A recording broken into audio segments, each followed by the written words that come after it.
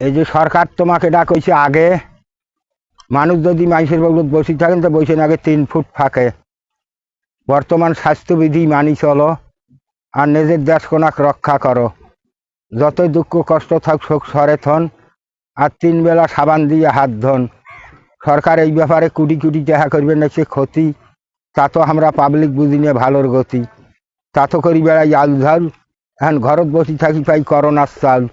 ইয়ের আগত যেগুলো বেকার তার বলে ঠেকা, ঈদের আগত সরকারে মোবাইলত 2500 করে দিয়েছে টাকা দিয়ে, তারপর যেগুলো বড় দাস সেগুলো বলে হবে শেষ। এলা শোনা যায় আমার না ক্ষুদ্র দাস, তাতে বলে ফের ধরছে ভাইরাস।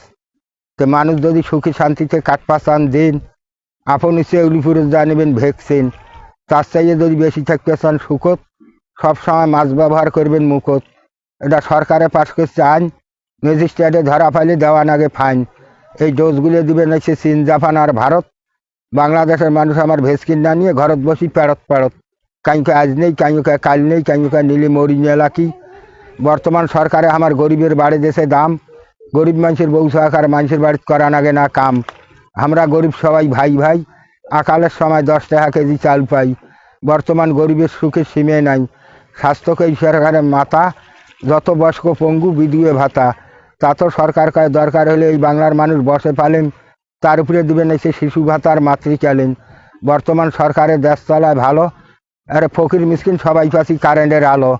রাস্তাঘাট শোক করছে পাকা, 2-4 ঘন্টাতে চলে যাবেন ঢাকা। এখন খাবেন দাবেন ফাও, ভোট দেবেন নাও। এটাই তো বাড়ি করছে করোনার সময়।